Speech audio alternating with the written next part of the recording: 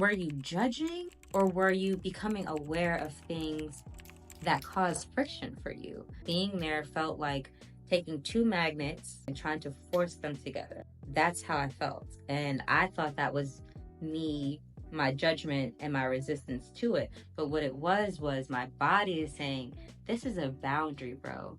This is not the space in which we will thrive. While I know it is important to listen to our gut and trust our intuition in that moment, I wasn't reading it as intuition. I was reading it as anxiety. I was reading it as, I'm being anxious about something that's not a big deal. Get over it, essentially. But what it really was is, I'm feeling uncomfortable because this is a hard line for me. What's good, you guys? Welcome to my channel. For those of you who don't know me, I go by Ash, and today I want to jump into boundaries, discovering boundaries in unexpected ways. Last week, I discovered a new boundary of mine that I actually did not know was a boundary until yesterday's session with my therapist, where we unpacked it all. I want to share this experience with you all so that you can recognize when you're ignoring a boundary and mistaking it as something else. So last week, I went to a yoga class. It's a yoga class that I go to very often by the week. It's taught by this amazing woman, literally God's gift on earth. I love going to that class simply for her energy. And although I knew this on the surface level, I didn't really deep it until this week's experience. There was a lot of foreshadowing, little bit by little bit, that I continue to ignore. It's like seeing red flags and painting your nails red, as AD says. Let me set the scene up to really pull you guys in before I really get into the nitty-gritty of the discovery. So when I first got to the studio, the door was closed. So I opened the door. Normally at this point, I would be smacked in the face with the aromas of Palo Santo, not champa incense. So when I go into this space, it reminds me of home. And I just thought that that was the space in general. I just thought that that was the scent of the space. Now, for reference, my normal yogi instructor is a Black woman. When I walked into this space and immediately saw the white skin, I was like, whoa, whoa, whoa. This isn't right. Who is this woman? Before I can even fully process the thought, she goes, hi, are you here to check in with ClassPass? And I'm like, yes. She's like, what's your name? I'm like, Ash. And I find myself just moving through the motions. I'm processing and moving through the motions at the same time. I start feeling this just tension in my body. And immediately I assume it's because, okay, this isn't what I was expecting, but I've been working on releasing expectations. So I was like, okay, this wasn't what I was expecting. This is a sub. Here I am. I'm in the space, so I must be meant to be here. But everything in my body was just not feeling relaxed. I take off my coat. I feel like my tension rise. I went to go set up my yoga mat, and I could just feel myself overthinking and overanalyzing this whole situation of just like, this is not what I expected. Not to mention, I invited my best friend to this class. I'm excited to invite her into this sacred space of mine for the first time. And I'm disappointed not only for myself being denied the experience, but for this to be her very first, and I've been raving about it. And now knowing she won't get the experience that I've been telling her so much about. And normally, we are in a landscaped way. We're able to fit 2 rows going the long ways across the room. This instructor decided to set up vertically. You could make maybe 3 rows, but you can't go as wide. Somehow we only ended up in about 2 rows, kind of sort of, scattered like that. And it just meant we didn't have enough space. I'm used to taking up space in this class. Already, she's like, wiggle around, be mindful of your neighbor, just be conscious of the space that you're taking up. That's annoying. But whatever, I'm gonna just go with it. This entire time I'm doing this practice, involved in this practice, is meant to be my safe space. Everything in me wanted to leave. I wanted to leave, and the deeper I settled myself in, the more I wanted to leave. When I walked into the doorway and realized it wasn't the right instructor, I wanted to leave. As I took off my coat, I wanted to leave. As I set up my yoga mat, I wanted to leave. As I realized there was no music playing, no sense happening, it was just a space with what felt like a generic teacher, I wanted to leave. And still, I stayed. I stayed because I felt like I was being overly judgmental on a woman who has done absolutely nothing to me. There's nothing wrong with this woman. She has the nicest personality. She's a super sweet person. She has her own style and way of doing things. It just wasn't right. It wasn't the right fit. And I felt like if I left, I might make her feel bad. I just felt myself like kind of wanting to meet her there and honor that and just be grateful of the experience, grateful that I was in the class. But it was like I was forcing myself to be grateful. I was forcing the judgment to go away. And as I was forcing the judgment away, I just felt the tension in my body to continue to rise. It's odd because as I was going through the stretches, I felt physically my body relaxing, but energetically, I was tight. I was constricted. I was tense. As I'm moving where I normally expand myself, I felt myself kind of like, not wanting to hit the girl next to me and just whatever. And we all weren't really interacting with each other, even though we were in a collective space. We were all just in our individual experience. And so when I left the class, I left feeling like, oh, stretched, right? But not how I normally feel. Normally, I walk in the space and it smells amazing. Amazing. Whether she knows your name or doesn't know your name, you get greeted like you're a friend. And when you walk into the actual yoga room, the music is playing. It's a mixture of like Afro beats and frequency music, and just like it's just a vibe. And the space is already curated before you arrive. Her energy is calm. You could just tell she gives herself enough time to get there and intentionally create a space that taps into all of your senses, physically and metaphysically. So she's tapping into aromatherapy and sound therapy. But then she also allows us to pick an intention card from her deck. And that sets an intention for the practice physically because you can see the card, but also mentally, emotionally, and spiritually within yourself. And every time you look at that card, you're reminded of that intention. So anytime you might be overthink or find yourself in a past memory or a future thought and just anywhere other than the present moment within your body, you see that card and you're instantly transported back to that space. She says something, you're instantly transported back into the present moment. And what I love about her practice is she always preaches how it's important to trust your power. Trust your power. She knows we're a room of beginners, or I was when I started. And even though she knew I was a beginner, she challenged me to do a position I had never done before, balancing myself. I think it's called the crow position, balancing on my hands, full body, off the ground, almost levitating, damn near. And then from there, it's like, well, girl, I think you could do a headstand. And I'm like, I'm not sure, but if you say I could do it, I could do it. I just feel like when I'm in that space, I don't hesitate. I feel safe. I feel at home. And I thought it was the space, but I realized it was the person. It was the person that was making me feel safe and making me feel at home and really setting the tone for my practice. I leave her class feeling confident. I trust myself more. And as a Black woman, I feel more empowered to take up space, stand in my truth, and not shrinking myself in order to make the space feel comfortable. Her energy as a Black woman and the way that it impacts me as a Black woman is just something that I didn't know how deeply I valued until I didn't have it. I was explaining all of this to my therapist. I was telling him, I really found myself struggling with judgment this past week and trying to force myself out of a judgmental space, but finding the judgment creeping back in. And he was like, were you judging or were you becoming aware of things that caused friction for you? Being there felt like taking two magnets and trying to force them together, knowing that they're repelling one another. That's how I felt. And I thought that was me, my judgment, and my resistance to it. But what it was my body is saying, this is a boundary, bro. This is not the space in which we will thrive. Will we be fine? Yes. Will this hurt us? No. But will it benefit us? Will we walk away fulfilled?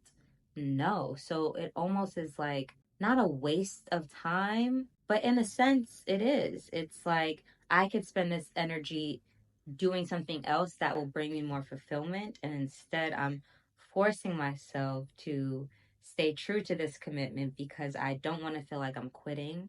I want to feel like the commitments I set forth for myself, I'm honoring regardless of my present mood. I don't want to feel like I'm being controlled by my emotions, but it wasn't my emotions trying to control me. It was my body trying to communicate to me that this isn't right. This is out of alignment. Just go. There's no guilt. There's no shame. My therapist had to remind me I am not responsible for other people's emotions, something I need to be reminded of quite often, frankly. Discovering that the resistance was me ignoring a boundary versus me falling into an old pattern really gave me a lot of perspective, but it also help me feel a lot lighter. Are you reverting to an old pattern or are you growing into a new boundary? The feeling is very similar, although not the same. It's a disruption, right? But not all disruption is bad. Some disruption is good and even necessary in order for change to actually happen. You need disruption to create and promote and encourage change. And it is up to us to use our discernment to decide whether this disruption is for my benefit or to my detriment. And what I discovered was this reaction of mine was really to my benefit, but by ignoring it, it was to my detriment. While I know it is important to listen to our gut and trust our intuition in that moment, I wasn't reading it as intuition. I was reading it as anxiety. I was reading it as I'm being anxious about something that's not a big deal. Get over it, essentially. But what it really was is I'm feeling uncomfortable because this is a hard line for me. My senses are fully activated when I enter a space, all of them, and aroma being one of my most valuable senses. The way things smell or don't smell impact me in such a strong way, and it can really set the tone for how present I can be in a space. Whatever the challenge is, we have to ask ourselves, why are we feeling this way? Why am I feeling this way? What is it about this moment, about this person, about this space that is making me feel what I'm feeling? And what exactly am I feeling? I want to share with you guys kind of how I described it in my journal. Last Tuesday, I went to my usual yoga class only to be met with a substitute instructor. Typically, this would be fine, except I realized for me it wasn't just about the practice itself, but the vessel. It made me realize just how much I value energy, both of a person and of a space. Typically, our instructor arrives early enough to have the vibe set before we get there. From aromatherapy to sound therapy, she understands the importance of curating a space that taps into all senses, both physically and metaphysically. Due to her intentionality, I don't have to put myself into a mindset. I naturally flow into one. She provides a space that is safe, powerful, cleansing, energetic, and so much more. From the warm, woody tones of Palo Santo to the perfect playlist From the warm, woody tones of Palo Santo to the perfect playlist, she really understands what it means to curate a practice. I love the way she encourages us to take up space, trust ourselves, own our power, try new things. And from Black woman to Black woman, I didn't realize how much I valued and needed all of those components to have a truly fulfilling yoga practice.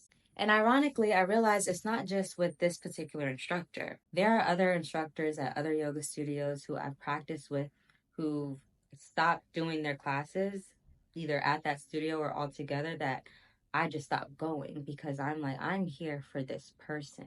And I don't know why it didn't click to me that the person mattered to me more than the space itself.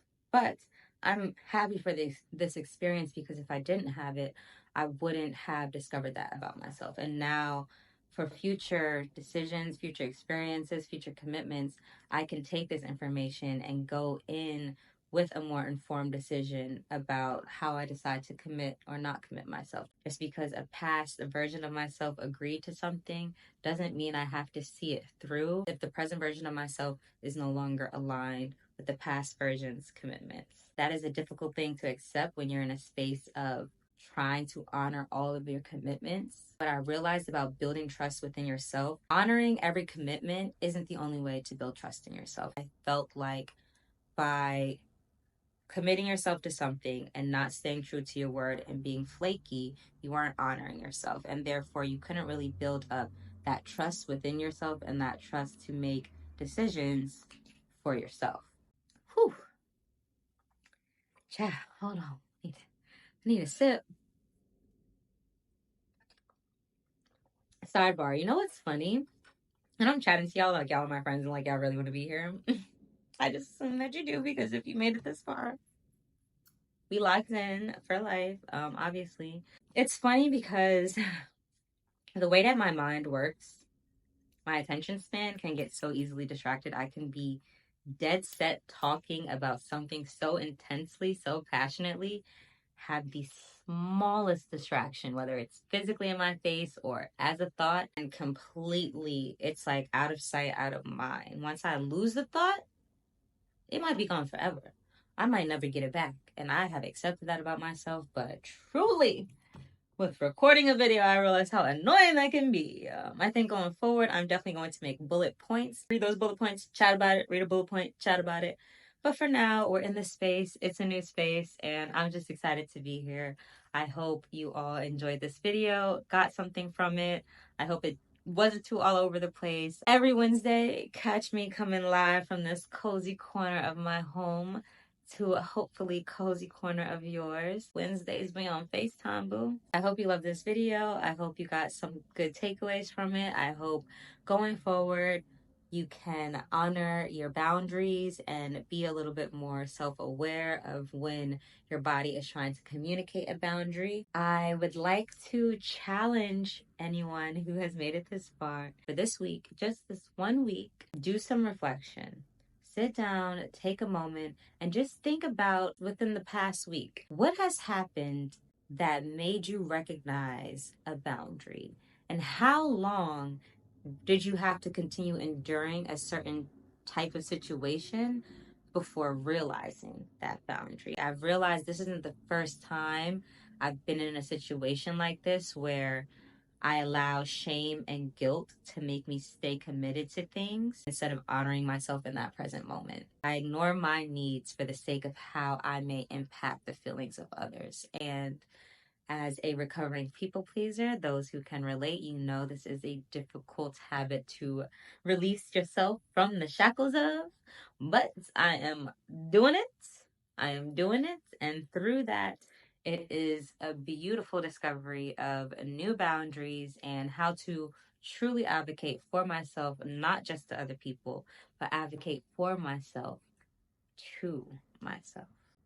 So yes, I challenge you all to pop out your journals, pop out an audio journal. I am notorious for recording a good voice note audio recording journal. I think somehow, some way, someone's going to make a documentary of me in the future, and they might need these audio recordings, to pull the audio from while they put it over beautiful footage. If writing is not for you and you need to chat it out, but you don't want to chat it to nobody, chat it on your phone and listen to it back. The powerful part of journaling, whether you journal in the written form, in the video form, audibly, the powerful part is going back and rereading or re-listening or rewatching yourself express yourself, particularly out loud. I love rereading journals out loud so I can hear them. That is where the true growth happens. Again, another tangent. I have said goodbye like 5,000,000 times. And so finally, I am really truly saying goodbye until next week. Thank you all for being here. I'm going to figure out the point of my channel. I'm going to figure out what it is content wise I will be bringing here. But for now, you can count on every Wednesday catching a rant by your girl. If there is something you would like to talk about or would like to open up a discussion of, or would like to just simply hear me ramble on about, please put it below in the comments. And if I get no comments on this video, that is also okay, because I am in the practice of just doing things despite being a little bit afraid of it without overthinking about it. Cheers to you all showing up, honoring yourselves, and I hope that you continue to do that every day, every second, every moment of your lives. From me to you, love, love, hugs, and kisses. Till next time. Bye. Okay. Oh my gosh, I'm done. That was that's so pretty.